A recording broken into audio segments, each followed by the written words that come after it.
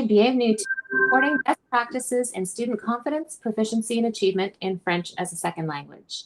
This project has been supported by the Ontario Ministry of Education and was created by the Ontario Modern Languages Teachers Association in partnership with the Modern Languages Council. This series of 3 modules is intended to provide support for Ontario school board leaders during their professional conversations in the context of transforming FSL. The FSL context requires a solid understanding of the best practices that can support student confidence, proficiency, and achievement in FSL. Tonight, you're going to see an overview of the final of the 3 modules, CA, intended to provide principals and TIP leaders, learning coaches, and mentors with tools that can be used immediately in supporting a new FSL teacher. Although the intent of the modules is to support those that support FSL teachers, teachers themselves are going to gain a great deal of understanding, knowledge, and ideas for their teaching and are encouraged to take part in these webinars, to view the videos, and to check out the viewer's guides for more information. You can find the viewer's guides, the videos, and eventually these webinars at www.omlta.org. Tonight, we are going to take a look at Module 3, which is Assessment and Evaluation. This module is going to focus on the collection of useful and relevant data with appropriate tools, assessment for, as, and of learning within the FSL context, accommodations and modifications, and the communication of student learning. Again, please note that this session is being recorded and will be shared. If you do not wish to be recorded, please turn off your camera at this time. I would like to welcome my co-presenter, Sylvia Mole, the Instructional Coordinator for FSL and International Languages for the Peel District School Board. I am Jordan Sloan, and I'm the Bilingual Literacy Coach for the Renfrew County District School Board. And I invite you to stick around at the end of tonight's session to get a little sneak preview of what's coming next. So starting next week, we have a new webinar series, Beyond Bricks and Mortar, Virtual FSL Teaching, Learning, and Assessing. So if you take a moment and hop on over to that Pear Deck now, we are going to get started.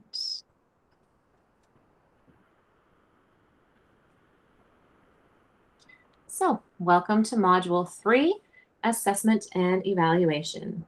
And the first thing we're going to do is take a moment for you to write your response. What do you know about assessment in FSL?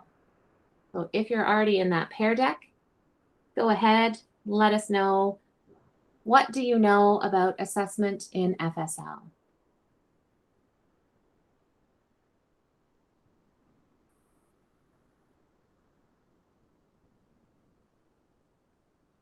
Okay, I'm getting a few things here. Students are assessed in 4 strands: reading, writing, speaking, and listening. For, as, and of, differentiated, based on UDL, action-oriented tasks, authentic tasks, follows growing success, the importance of providing oral, written feedback in a timely manner, ongoing, always start with what students can do,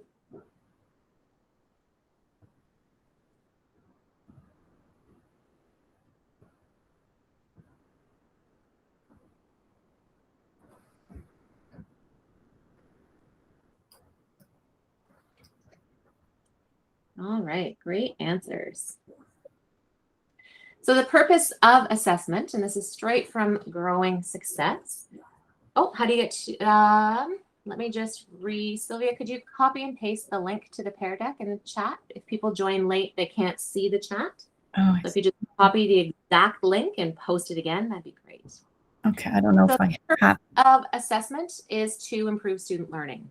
So assessment and evaluation strategies are fair, they're transparent, they're equitable, they support all students, they are carefully planned to relate to the curriculum, they develop students' self-assessment skills to enable them to assess their own learning, to set goals, and to plan next steps. They provide ongoing descriptive feedback that is clear, specific, meaningful, and timely. They are communicated clearly to students and parents. And they are ongoing, varied, and administered over a period of time. So some of the answers that we saw there in our Pear Deck.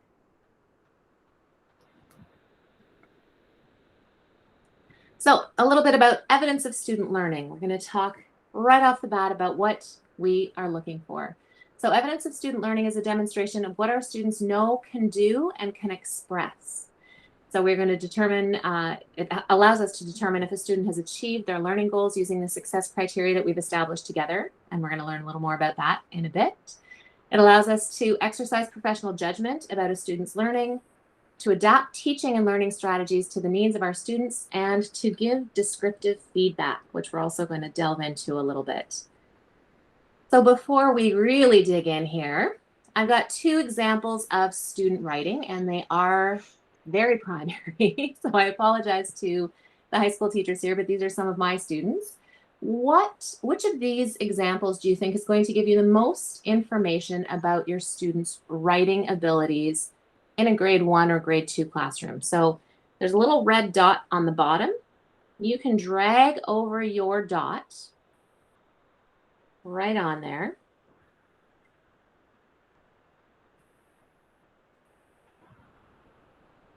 And so we can see that most people think that the free writing is going to give us more information about our students' abilities in writing than the dictate is going to. All right, let's try another one. We got a few more dots going up there. How about this one, in oral communication? So speaking and listening. Which of these examples do you think is going to give us more information about what our students are able to do in terms of listening and in terms of responding?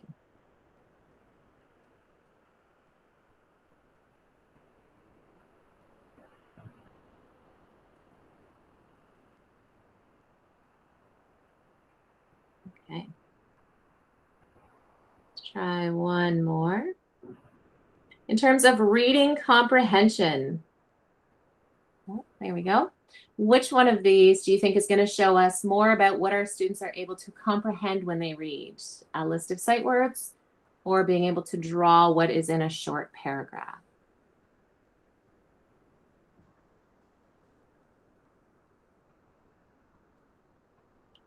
Right. So all fairly straightforward answers, and I apologize that they're all primary, but that's what I taught. So those are the examples I have from my students.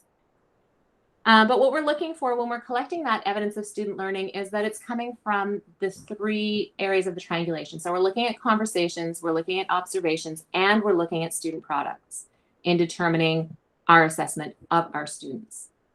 So we've got some examples here of observations. They can be formal, they can be informal, questions, presentations, problem solving, rubrics, notes, checklists.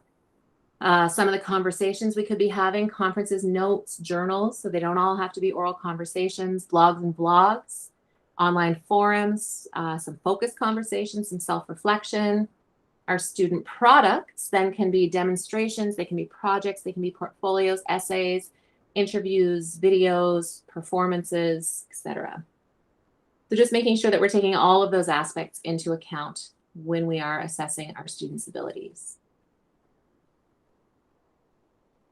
So then we're looking to collect useful and relevant data. So what is useful and relevant data? And we talked a little bit about evidence of learning. Now we want to make sure that what we're collecting is useful and relevant to inform our assessment.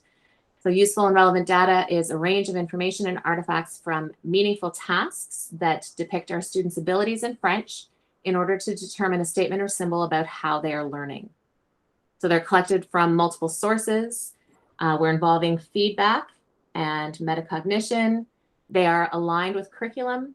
They are authentic and connected to real life experiences. So some examples are reading behaviors, writing samples, journals, student created next steps, active listening activities, purposeful performance tasks, student inquiry questions. Some things that we're not necessarily looking for are ways that our students are not showing us their true abilities in French.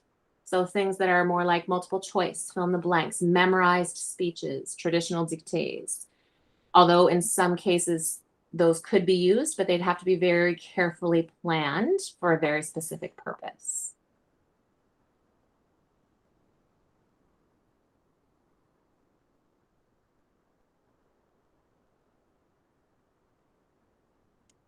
All right, I've got another question for you.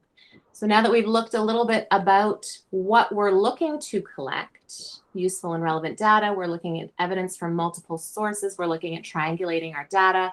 How do you collect student data?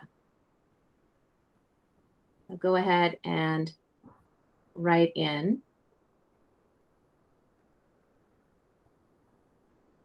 how you collect. So this is just sharing what's being written.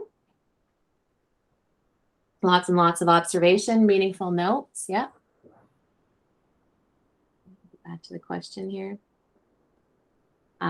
Meaningful notes tell me what the students know, what they need next. Multiple opportunities to show learning after modeling, followed by assessment. Observation charts, pedagogical documentation, observations, conferencing, conversations, student work, pictures, videos. So let's talk about that. Triangulation, coming from multiple sources over time. Progress based on feedback. Checklists. Flipgrid. All right, so in collecting your data, what tools do you use? So how do you organize it? How do you store it? How do you keep track of it? We've got lots of examples of what we're doing to collect our data, how we get it, what then do you do to keep track of all of it? Co-created rubrics, Google Sheets, Google Keep. Yeah, I'm a big Google Keep fan. Checklists, Google Keep. Class lists. All right, so lots of ideas. So just a few of the ideas that I've used. Lots of sticky notes. When I taught kindergarten, I taught with a clipboard with sticky notes all over it. And at the end of the day, I could organize my sticky notes for each student in a binder. I did a lot of recording, iPad recording, and I did this in all grades, all the way through to high school, had students recording themselves and submitting it to me. I recorded conversations with me and students, conversations amongst students. Back in the day, the old school file folder where we could put all that information and all those student projects in there, a checklist. We can also have students create their own portfolios where they can choose what learning they want to keep track of and that they want to share. So some of the options with Brightspace, I've done it through Google as well. And I'm sure there's lots of other great ways to organize online with online portfolios. So I'm going to pass this on over to Sylvia now, and I will see you again at the end of the session. Okay, great. Thank you. I think there might be a few people trying to get in, Jordan. Anyway, so bienvenue, bonne soirée. I'm Sylvia Mall, the Instructional Coordinator for French as a Second Language with the Peel District School Board. I'm glad you could join us this evening. I'd like to start off by defining our terms when speaking about assessment and evaluation, as they have shifted over time.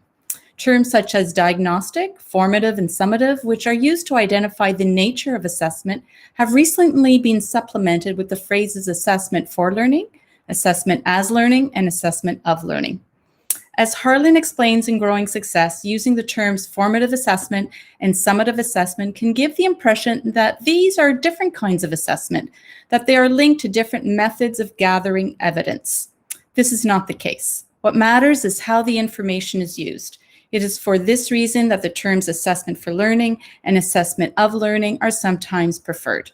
The essential distinction is that assessment for learning is used in making decisions that affect teaching and learning in the short term, the now and the not so distant future, whereas assessment of learning is used to record and report what has been learned in the past.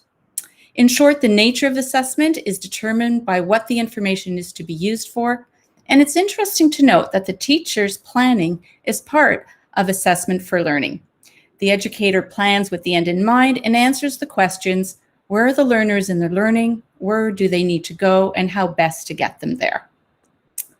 So if we look at the next slide, we'll see that the educator sets goals for their students and they're aligned with the overall curriculum expectations, and they incorporate some or all of the achievement chart categories when designing learning experiences. Educators do refer to Bloom's taxonomy when creating rich learning experiences for students that give them voice and choice and are linked to their personal interests and experiences. Students move from reading recalling basic facts to developing their critical thinking skills. So next, we will see that to ensure that assessment is valid and reliable and leads to the improvement of learning for all students in French, educators use practices that are equitable. An essential step is the sharing of learning goals and success criteria throughout the learning cycle. Research shows that setting clear learning goals and making them visible for students has a high probability of increasing student learning by as much as 15%. Learning goals clarifies the purpose and content of the learning. It describes the essential knowledge and skills that are aligned with curriculum expectations, and the learning goal is always written in French, in student-friendly language, and may include pictures to support meaning. When first introduced, deconstructing the learning goal through questioning is an instructional strategy that encourages students to participate in the assessment process. The educator then introduces the success criteria, describing to the students what successful learning looks like to achieve the learning goal. Also written in French, they identify what students are expected to be able to know and be able to do based on curriculum expectations.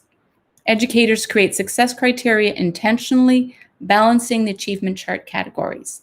They can either decide to develop them on their own and then communicate them to their students, or they can co-construct the success criteria with their students using different instructional strategies. The success criteria are modeled, used, and referred to over time during explicit teaching.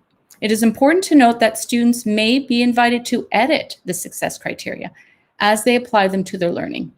As part of the assessment framework in growing success, engaging students with learning goals and success criteria pulls them into the assessment process and empowers them to own their own learning. So here we're going to show you an example. This is grade 9 coming up, core French, overall speaking expectation. In the language of the curriculum, the disciplinary concepts are identified by nouns, highlighted in green, whereas the competencies and skills, what students will do to show their understanding, are identified by verbs, highlighted in pink. There are several ways to write a learning goal. It is important to consider with one's choice of words so that students eventually recognize the statements and are able to use them when speaking French. This example begins with on apprend à. Both the concept and competency and/or skill are included in a learning goal in student-friendly language. It is stated as a learning experience in which students will engage. Now, what happens when students don't have the vocabulary to understand the learning goal? For example, grade 1, French immersion. How do you share a learning goal with them? That will be on the next slide. Well, you can use pictures. Pictures helps to support meaning. The learning goal here is on apprend à écouter et à comprendre des mots dans les chansons. In French, competencies and skills are named le savoir-faire, whereas concepts are called le savoir. All right, let's practice writing a learning goal. Here's a grade 8 extended French overall writing expectation. What would you write for the learning goal? You can use the chat box to write your answer.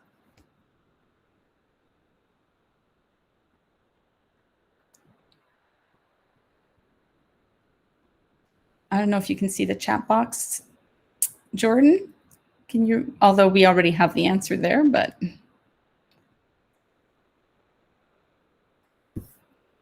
Nothing yet in the chat box, but we'll give people a few seconds to get their thoughts down. Okay. Oh.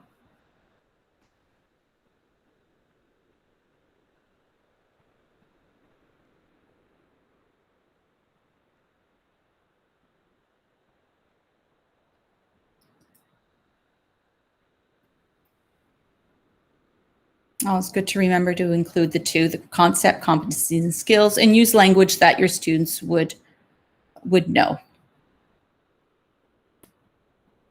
If not, we can continue, no problem.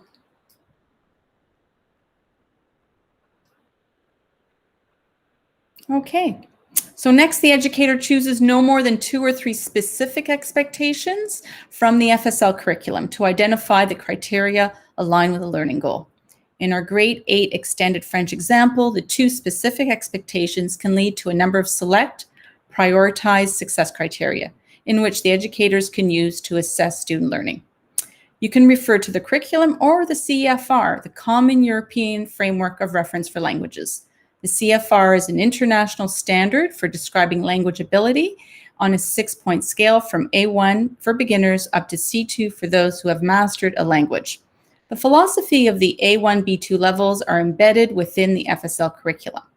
Notice the amount of time at the bottom that students are given for each level. So in the early stages, they're given lots of time to listen to a language and then speak it before they read and write it. And it doesn't become equal until, I would say, high school. So the first success criteria is taken directly from the FSL curriculum, and it emphasizes that students can receive support from the teacher to determine their purpose for writing and the audience for French text they plan to create. So receiving help is absolutely, essential and normal in French. Similar to learning goals, success criteria are written in French and student-friendly language story, and always begin with the je peux statements. Now, the second one comes directly from the CFR. They provide examples of what types of creative writing students are able to produce at the A2 level, such as imaginary biographies and short and simple poems about people. Of course, some explicit teaching in context to students' writing would be included to build on their skills. For example, students might begin by writing their own diary entries related to their everyday life before moving on to imaginary biographies. And the third one also comes from the CFR, and it states that the student can write a series of simple phrases and sentences linked with simple connectors at the A2 level. The CFR focuses on the student's ability to convey a message as a whole. All right, so for the next slide, I'd like you to, I don't know if they can touch raising their hand on Google Meets, but I wanted to know if anybody has tried co-constructing success criteria with their students. Anyways, it is quite simple, as just asking students to share what listening strategies, for example, help them understand the information shared in a video. So this example is taken from the document Listening to Learn.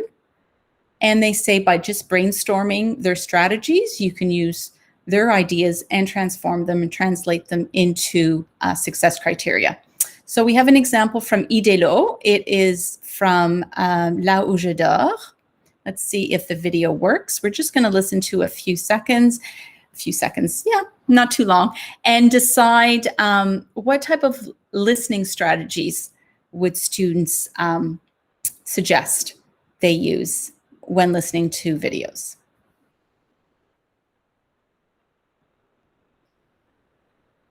So I don't know if it's going to work. Anything, Jordan? Ah, there it is.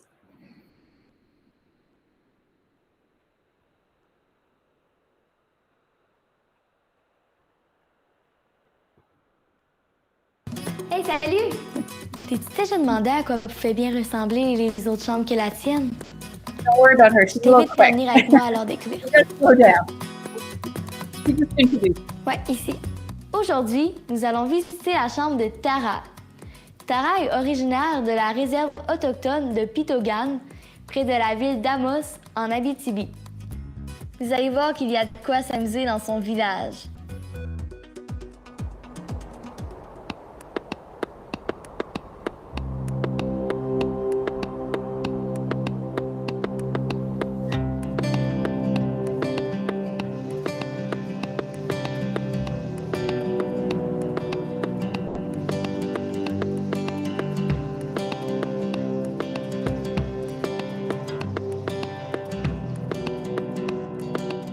Je m'appelle Tara, j'habite à Picougan. Bienvenue dans ma chambre, c'est là où je dors. J'aime tous mes chapeaux, ils sont tous différents. Okay, just to give you an example of a nice collection, Là où je dors, of children sleeping all around the world and showing you where they live. It's nice to see someone who also lives on a reserve. And so you can brainstorm with students what strategies they use. Here, the teacher would start off with, j'identifie des mots amis, table, for example. She does talk about later on in the video about the pom-pom on her hat. So pom-pom, pom-pom, and she touches her hat would be a mot ami, for example. So you can brainstorm with students what other things. I don't know if you noticed the stop sign. It was written in French and the Indigenous language. So also using maybe words in context would help, something that they could identify, a symbol they could identify what that word would be. All right, so we're also going to go to TV5 Monde. It's a collection called Nos Origines. I don't know if you're familiar with it. We're going to listen to it. And there are students who are in, I would say, middle school in France. This is a great collection. They have pedagogical resources that you can use that are linked with the video. You'll find them there, ressources pédagogiques. The A1.1 is the very beginning of learning French. So let's have a go at it.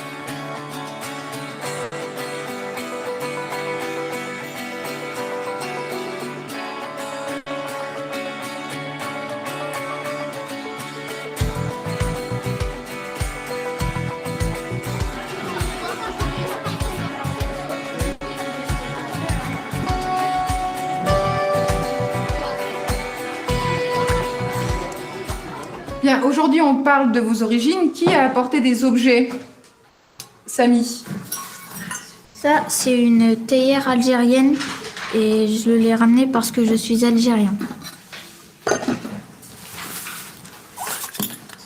Et ça, c'est une rose des sables qui vient du Sahara.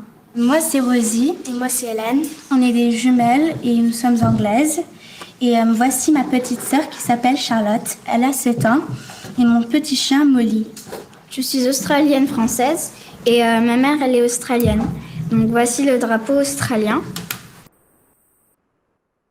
Okay, thank you. So they'll probably come up with, quite a series of, to identify, what they understand in the video and to give you some strategies. And you can use those in the success criteria. Anne Davies has developed a book, Établir les critères, and she shows you step by step how to do it. So involving your students as much as possible, I think, gives them ownership of their learning, and it's not as difficult as we think. So give it a try. All right, so we're going to move on to the next one.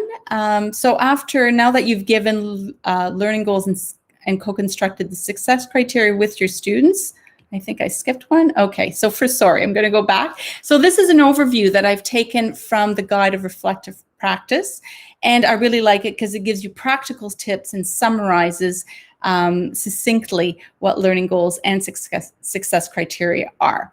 So here, from communicating to students a clear understanding of a high level of performance, to providing samples of work, creating success criteria with students in French, posting and making them visible for student reference, using vocabulary and structures that are familiar to students, and finally, posing leading questions to prompt students to refer back to learning goals and success criteria.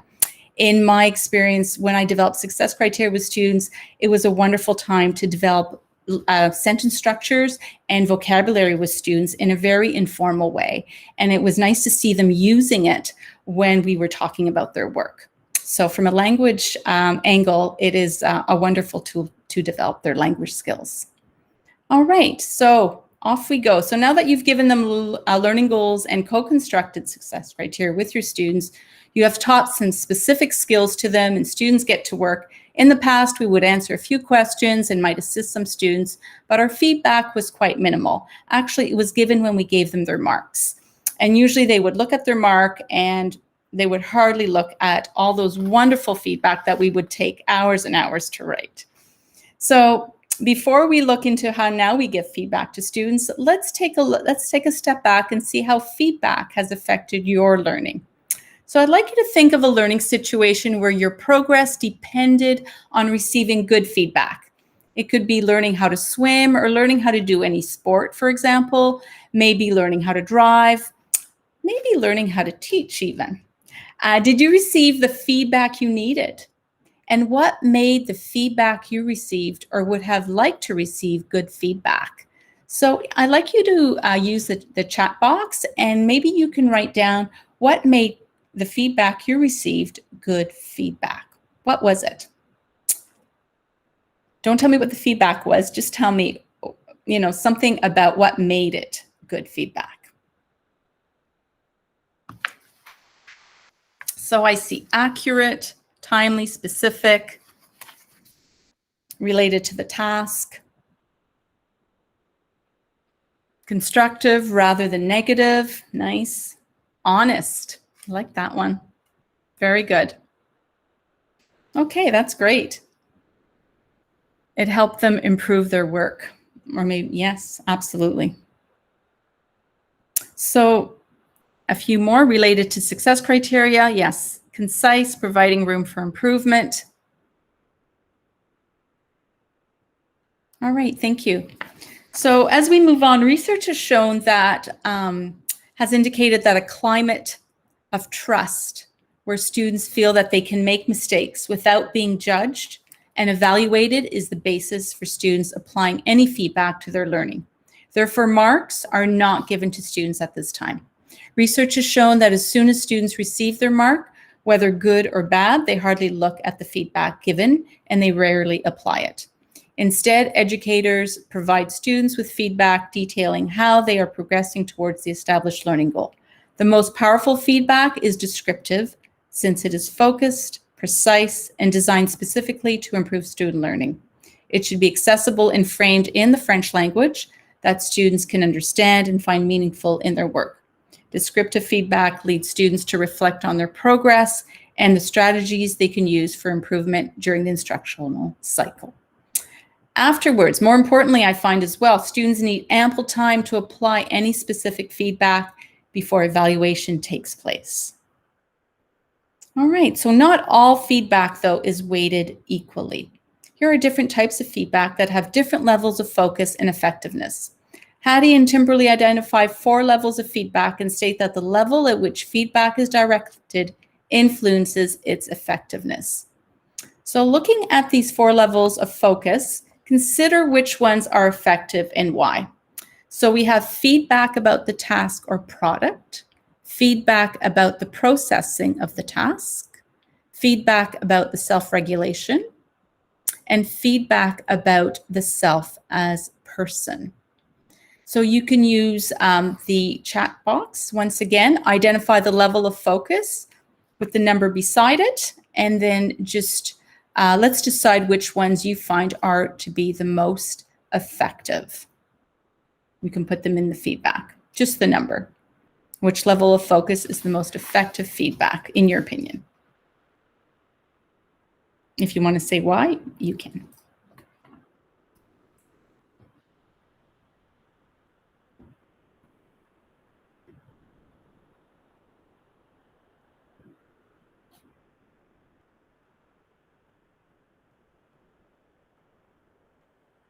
Okay. Oh, here we go.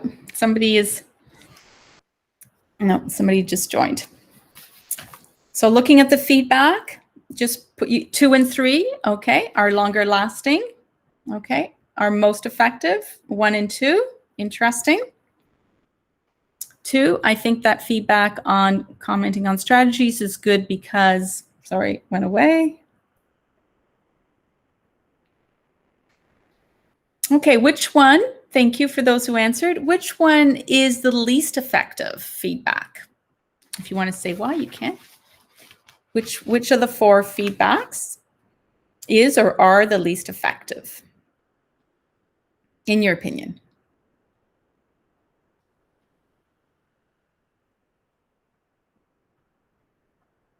Number 4, too basic, too simple. Number 4, lots of 4s. 4, least effective because does not tell student how to improve. Not connected to their work or abilities. All right. So research indicates, one more, number 4, yes.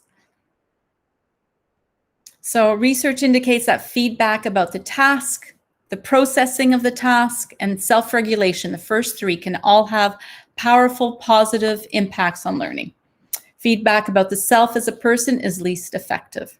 Researchers emphasize the importance of directing praise to the characteristics of the student's work or performance rather than to the characteristic of the student.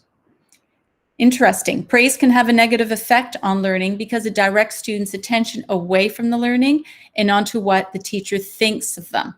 Oh, the teacher likes me, therefore I got a good mark. Or the teacher really doesn't like me because I never get a good mark. Does that sound familiar? Anyways, work-related feedback does a much better job of developing students' belief that effort will lead to success. All right, so the next slide, this is a resource where you can find lots more information and examples of teachers modeling what effective feedback looked like. And there's videos and there's also a script. We are going to listen to one of them and now I think it's the next slide, Jordan, thanks.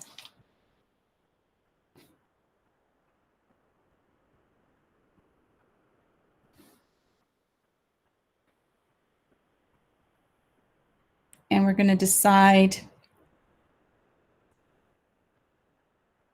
There it is. Okay. Yeah, we can look at it and we can stop at 2:15. Thanks, Jordan. Oh, it's number 2. Sorry. The most powerful tool. Let me see, what was it? Number 2, yeah, segment 2. What constitutes effective feedback?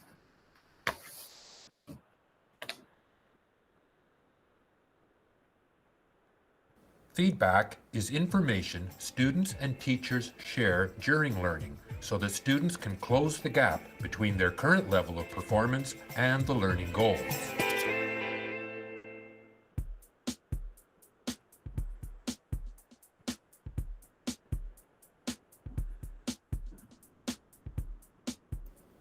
While feedback is a crucial component of the learning process, not all feedback helps learners. The way teachers provide feedback determines how effective it is and whether students can use it to improve. In fact, assessment feedback can actually have a negative impact, particularly on low-achieving students who are led to believe that they lack ability and so are not able to learn. The structure, focus, and amount of feedback are all factors that determine whether the feedback will support learning. When telling students what you have observed about their learning, structure your comments to identify what was done well. An excellent thing that you did was to identify a lot of details about your customer. Identifying what students have done well first sets a positive tone. However, the strengths you highlight must match the criteria for success and show how well the student is learning. And I really like starting with highlighting all the things they've done well, even if something is what we would consider to be not a successful piece of work. Even if you can highlight a few things that they did well, it just gives them encouragement. What needs improvement? Connect the details that you have in this to the type of restaurant, the atmosphere of your restaurant. And how to improve. First, we want to take out the details that don't really connect to what your restaurant offers or what your restaurant is about. Feedback can also be posed as a question, requiring students to think about their learning and to consider next steps. So what do you think we could take out of this silhouette to make it more focused to your restaurant? All feedback should relate to the learning goals and the success criteria which have been shared and clarified with the student at the outset of learning. Okay, great. Thank you, Jordan. All right, so we're going to ask you to do 2 things. You're going to look at different examples of feedback. First of all, you're going to decide which ones are descriptive and which ones are evaluative. So you can put the number and then D for descriptive, and then the same thing for evaluative. So which one do you think are descriptive and evaluative. And you can put that in the chat box, sorry.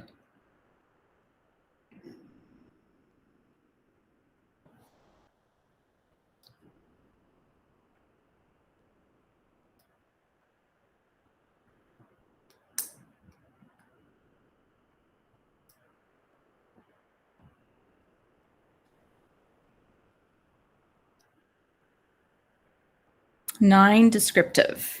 Yes. Definitely. 1, 2, 6, and 7, evaluative. Not 2, no. Descriptive, 9, 5, evaluative 1 and 6. Evaluative 1, 2, 3, 6, and 7. Okay. Pretty easy, right? But we tend to give a lot of evaluative, I think, feedback. At least I used to in the early days, and that has changed quite a bit. Okay, so which ones are more effective? You can just put the number down. 9. All right, not that many. Okay. Anything else? 5 and 9. Yeah, maybe 5 as well. Yeah. Okay, it's pretty unanimous. Good. Which one is the least effective? Number 7. Yes. Yeah, what is 7 out of 12, right? What about the 49%? Yes, you made that same mistake again. Definitely. So the most powerful feedback, yes, 2 and 4, great. Help me correct it.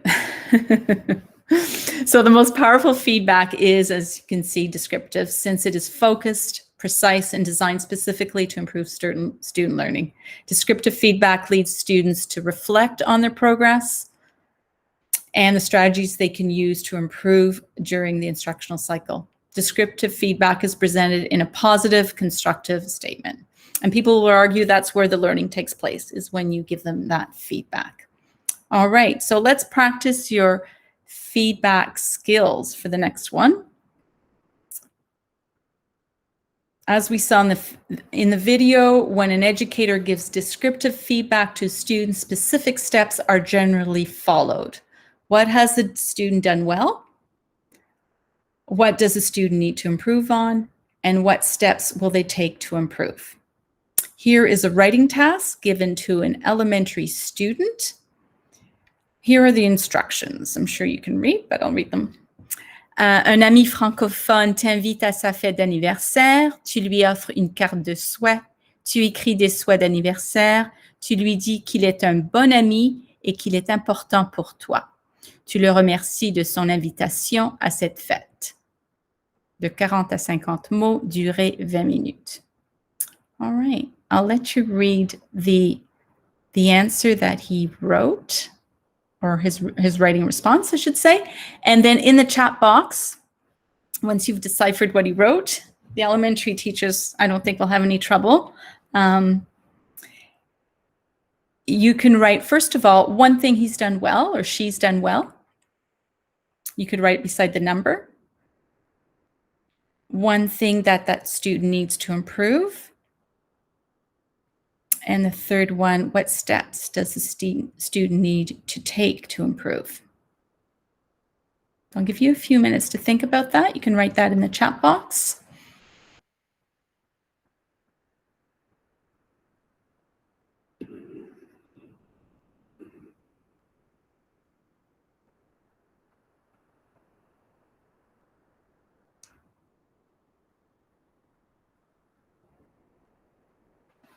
You can just do the first one if you want us to start with that one.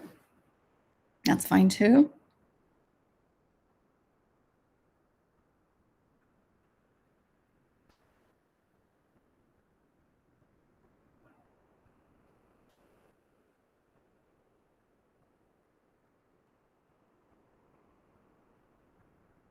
Good sentence starter, yes. Good. has begun the card with a greeting. Yes, cher ami. Exactly. All right. Okay, what does the student need to improve? One thing.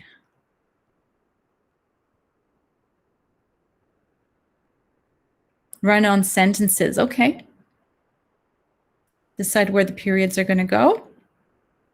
I wish student happy birthday, would like him to improve spelling, use technology resources. Sorry, I didn't read the rest. Spelling. All right.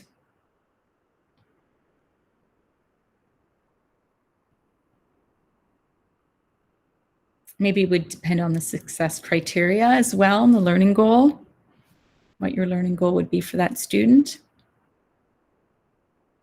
Punctuation. Started with a greeting, needs to improve sentence structure, use anchor charts to help. Right? Anchor charts are good, something you can refer to. I guess one of the issues they say is that the teacher has to prompt the child, ask questions, and not show him what to do, and not do it for him or her. So we will show you in a minute some possible answers. So the introduction was a great thing. Cher ami explains why he or she likes the friend, right? Parce que tu es très gentil. And then he does attempt to explain why his friend is important to him. A conversation with the educator is needed to clarify his thoughts. So he writes, parce que quand j'ai besoin d'aide. So you could ask him, est-ce que tu peux m'expliquer ceci? And he might not be able to explain it all in French. He might mix up his French with his English, which is fine. I think what he was trying to say, parce que quand j'ai besoin d'aide, tu es là pour moi ou tu m'aides, which is not easy to say, right? So having that conversation with the teacher, maybe the teacher can write those structures out for him in a few words, and then the student can go back. For the next steps, on va relire les instructions ensemble. All right, and maybe check off what he's done, what he hasn't done. Est-ce qu'il manque quelque chose dans ton message? Est-ce que tu as remercié ton ami, for example? So he didn't thank him, so maybe they can talk about how we would thank him. And then if he could put those two things together, maybe you can go back and say, look, you need between 40 and 50 words. He's about at 20 right now. So explaining his thoughts and then also thanking his friend will probably bring him to the 40 word mark.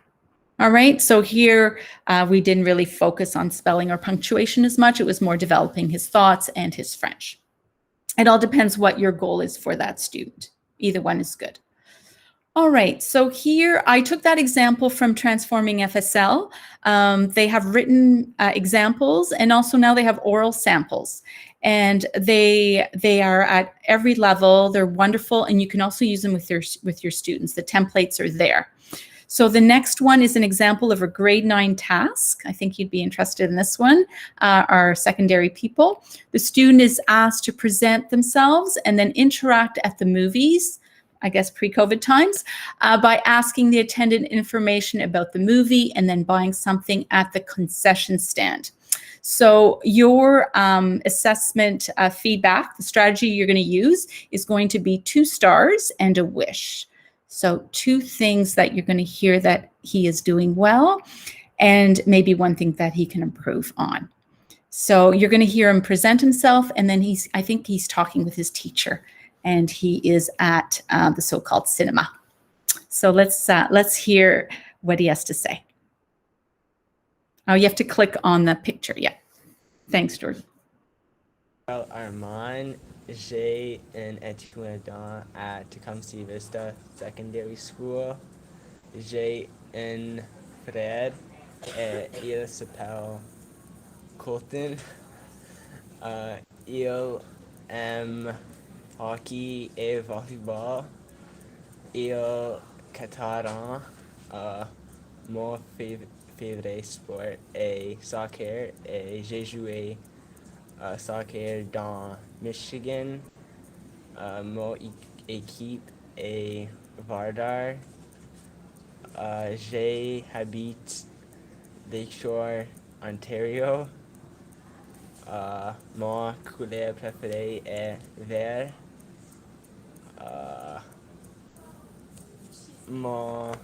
J'ai regardé télévision.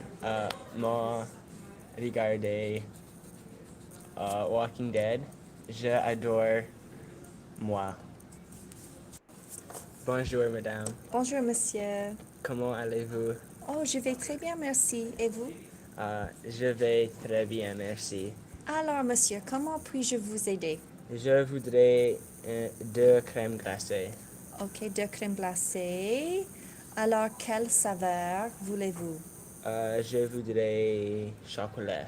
Chocolat. Alors, tous les deux, vous voulez au chocolat? Oui. Ok, bien, ça fait $3. Et puis, voulez-vous quelque chose d'autre?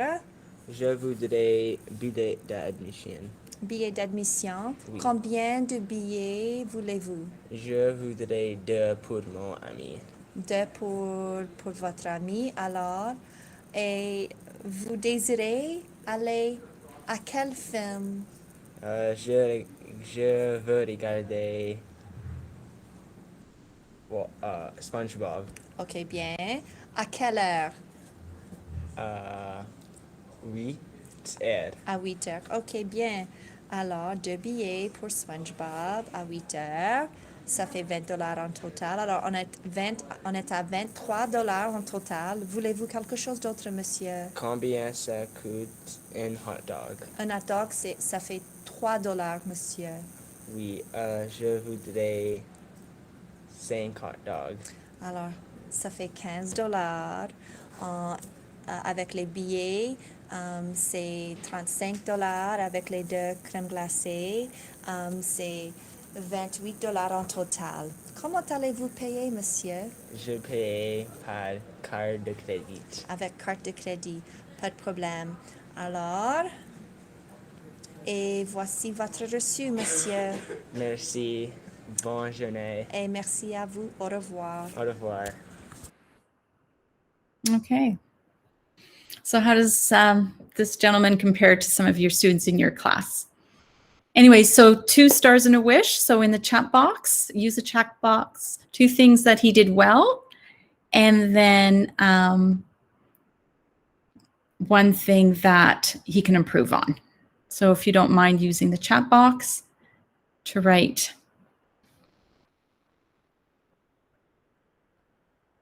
2 things that you found he did well,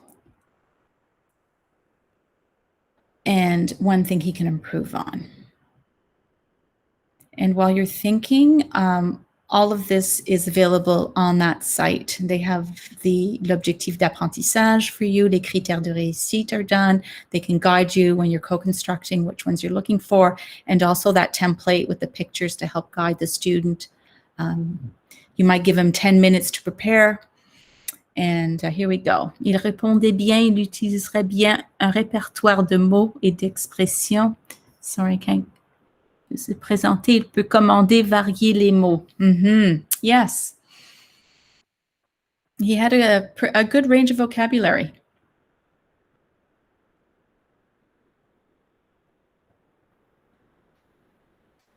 Is there something he needs to work on? Il a posé des questions simples, appropriées à la situation. Absolutely.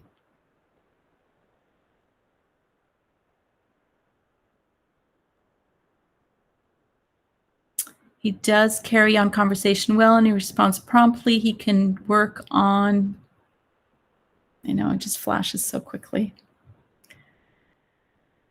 but you can read it in the chat.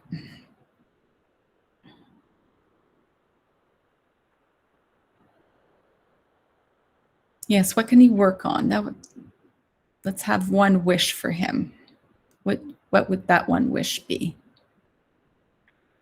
Il peut travailler sur sa prononciation. Il peut utiliser plus de formes de politesse comme madame. Can work on pronunciation. Okay. So Sylvia, just to give you a heads up, we are at 7:57. Okay. So go a little faster through the rest of our slides. Yeah, we're just about done. So the next slide is just different, thank you. Just different strategies to Just the next slide, Jordan, thanks. Yeah, different strategies to assess students. The one on the bottom is a French one. You can find it on the assessment in the FSL classroom, on the FSL website as well. There's different templates in French. Very quickly, you know, the circling or the check mark of the met, not yet met, and what you've noticed. The one in the far right is more the single point rubric, where the success criteria is written in the middle. In your mind, that's your level 3. That's where you want students to be. You would write a comment on the left to get them to that level, or on the right to excel. Another great resource is the Canadian Assessment for Learning Network. They send you newsletters, very rich newsletters once in a while, and they have all of this to share with you. So it's something to subscribe to. All right, next one. So after giving students feedback, the teachers, I think we're going to skip that one, Jordan, sorry. Teachers also provide, we'll go to the next one, yeah. So once teachers provide feedback, they also want to give time to the students to give each other feedback and to give themselves feedback. But you have to create those structures, you have to create those assignments, those little activities for them to be able to do that, because they won't do it automatically, especially when they're giving feedback to each other. I think it's important to remember that. So here's a cycle that gives students opportunities to develop their metacognitive skills. You can see that. First, the students assess the task, then they evaluate their strengths and weaknesses, and then they plan their approach to a task. What's important is that they need time to try out different language strategies and reflect on the ones that work best for them. On the right is a sample self-assessment tool. It states specific observable behaviors and describes what learning is expected. It also invites students to reflect on what they did well and steps or strategies for improvement. So that's it. And then the last one is just a recap of the descriptive feedback, right? It's from the Guide for Reflective Practice. They synthesize it again really well. So when you're reading the list, I noticed that the importance of referring to and using the language of success criteria, which is really nice in developing that language in French, tracking the feedback, varying the format of the feedback and how it's delivered, planning frequent assessment opportunities, provide multiple opportunities for students to practice their skills, and encouraging students to review learning goals and success criteria throughout their learning. So in a time of COVID where things are crazy, especially in high school with the quadmester, there's not that much time, but to save some time for feedback and to give feedback to students, because that's when the learning occurs. All right, thank you so much. Jordan, you can take it away. So I know everybody is itching to get out of here. It's 8 o'clock on a Tuesday night. But I just want to point out before we leave that being equitable does not necessarily mean that every student is going to have the same strategy to demonstrate their learning. So that triangle is not equilateral. It does say participation in FSL programs should reflect the diversity of student population, including students with special education needs and students who are English language learners. We always want to make sure that before we modify, we accommodate. Lots and lots of ways to do that. Reach out to the staff in your school to do that. But here's just an example of ways that we could take an expectation and modify it. So keeping in aspects like personally relevant and removing things like intent, variety, academic, and as appropriate, and modify that expectation. And then along the side, there's some great resources if you want to dig a little deeper into this. I'm sorry, we don't have a whole lot of time, but Learning for All is a great one to look up. Lots in the FSL curriculum. The GADI, including students with special education needs in French as a second language, and the including welcoming English language learners in French as a second language. Great resources to look up, and they're all available online. Assessment of learning, so bringing it all together, determining that report card grade. So taking all of that great feedback, taking all of that evidence of learning, taking all that assessment of and assessment for and bringing it all together with your professional judgment, determining the report card grade, interpreting the evidence that you collected through your observation, through your conversation, through your products, and bringing that together to give a mark, which, I mean, for most teachers is not the happiest time of the year, but it's something that we need to do. So bringing it together, basing it on the curriculum, and deciding where our students are and giving that assessment of their learning. According to Growing Success, the evaluation of a student's learning is the teacher's responsibility and must not include the judgment of the student or of the student's peers. French teachers collect evidence of student achievement in a variety of ways, such as observation, conversation, tests, exams, and rich performance tasks. So I want to thank you for joining us this evening. It was a little rushed at the end, but that's okay. If you have a moment, I'm going to put a link into the chat box as soon as I can. And in the meantime, if you have any questions, feel free to turn your mic on. Feel free to write in the chat box. And if you could please give us some feedback before you leave today, that would be much appreciated. And that Google form is right there in the chat. If you click on that, let us know what you think. If you do have any questions, we'll stick around for a few more minutes, but I just wanted to give you a little heads up about something coming up starting next week. We are starting a 4-part series on virtual FSL teaching, learning, and assessing. So moving beyond bricks and mortar, they're going to be 4 90-minute sessions. And our first session will begin next week, Tuesday, November 24th, 6:30 until 8 p.m., so a little earlier, with Chantal Rodrigue to talk about 21st century learning fluencies in the FSL classroom. So it's going to be very much geared towards remote, towards virtual, but we are going to bring together the idea of the hybrid teaching, how it looks in the classroom, how it looks online, how it looks when we're all doing everything all together.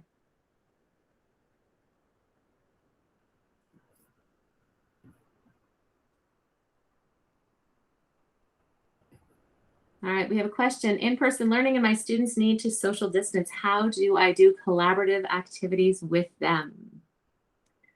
I know that we're being very creative. Yeah, Google is a good way. You don't have tech. So I know it's not the nicest of weather now, but I have spent a great deal of time outdoors with students this year, doing all the things we would have done in the classroom, but outside, which has allowed us to do a lot of singing and a lot of games that we wouldn't have been able to do indoors. We brought little portable desks, like little lap desks outside to do everything that we could. And we've been lucky enough to have a pretty good year. As we move into the winter, I think we're going to have to get just a little more creative about whole group teaching in terms of our oral, in terms of our listening, and in terms of our speaking. I don't know if Sylvia's got any ideas to add into that one. No, it's definitely a challenge, no question about it. But listening is so important. I think we forget that if they can listen different contexts, different ways, music is wonderful. Absolutely. Imran, Josette, do you want to share anything with us from your cafe? Your mic's not on, Josette. Oh, you're chatting? Sorry, my mic was popping up and down. I'm just wondering if Vicki can put in the chat what grade she teaches. Grade 4 core French. So I'm wondering, you're thinking about collaborative. I'm thinking even with social distancing, there is still opportunity for giving students discussion topics. They just do it at a slightly larger distance. So anytime that you can get them, especially in a grade 4 core French, anytime that you can get them actively engaged in a lesson. So in terms of a collaborative, could you give them a question of the day where they're participating and you could reflect their answers on the board? Could you give them an inquiry question? So a question in regards to even a what's your favorite, and then they are telling about a friend. I think that's the key. If you're looking at a grade 4,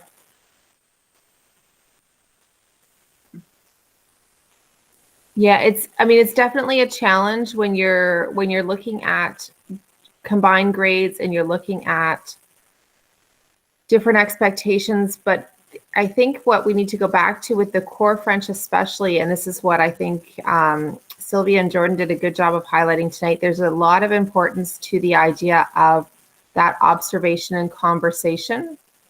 And one of the things that I like to try and do with students early in the year is if you have for them a common, if you can create together with them some criteria for what quality oral interaction in the classroom looks like. So when we have a discussion in class, when we're either discussing with a neighbor or discussing as a whole class, what does quality contributions look like, then that gives you a really good framework for those observational evaluations and assessments, and as well for them to be able to give that feedback to one another. So again, going right back to what was in the presentation, can you be very clear with your students?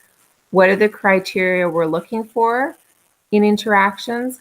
Then give them those discussion topics and then help them even to give one another feedback, because there's only one teacher for all of those students. So the more that you can bring student voice and help to support them in giving feedback to one another, that's a super useful tool, even at the social distance. I know it's a challenge this year. I know especially in classrooms where students are wearing masks, it's a challenge.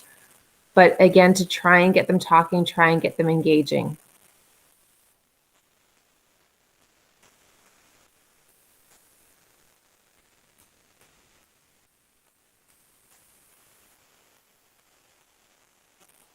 I see Adam put something in the chat to model questions and answers. So that idea of giving them, especially again, when they're at sort of entry level core French, giving them sentence stems and having them have samples and models.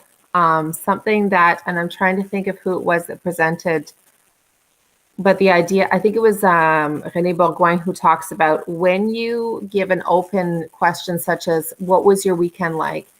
And you look for just the first student who contributes. Often you'll have a very strong student go first and they kind of set the bar and they can intimidate other students. So if you go first and you set some very clear and do exactly what Adam said, that idea of, I'm going to give some sentence stems. I'm going to give you first I did this, then I did this, last I did this. And you can pull back to your co-created criteria for success. It gives them a little bit more comfort and structure. But good luck, guys. I know it's really tough this year with masks and with social distancing when you're trying to have a really strong interactive language class.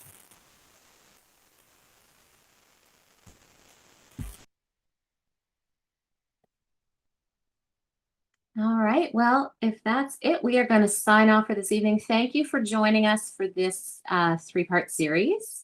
And we look forward to seeing you beginning next week for our virtual / hybrid / in-person new way of teaching from bricks to mortar webinar series. Thank you again. Have a great evening.